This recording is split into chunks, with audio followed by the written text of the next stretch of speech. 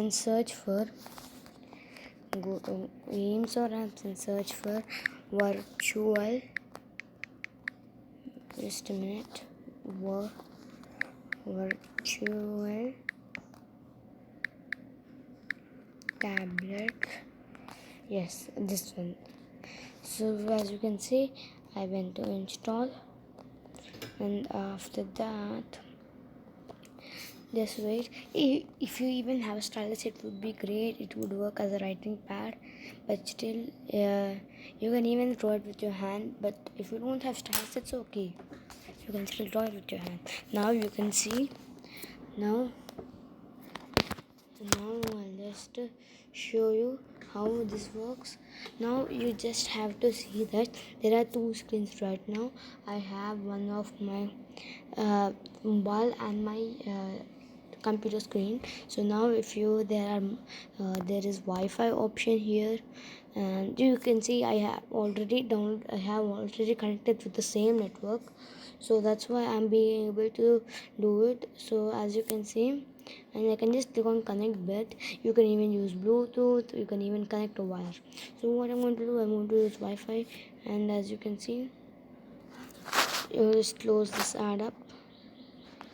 Yes, now see, as you can see, stylus. You don't have any stylus, but you can still draw with your phone. Wait a minute. Yes, I got it. Yeah. Now you can see, you know, show me again. Now you can see, I'm not even using my, see, as you can see, I'm controlling it with my what do you call, with my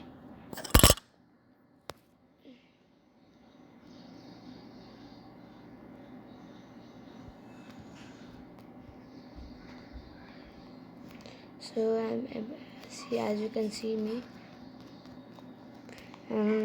right click, left click. So yeah, you can control it. But if it would be greater if you had a stylus instead of writing with your hand, because the screen surface would not be enough.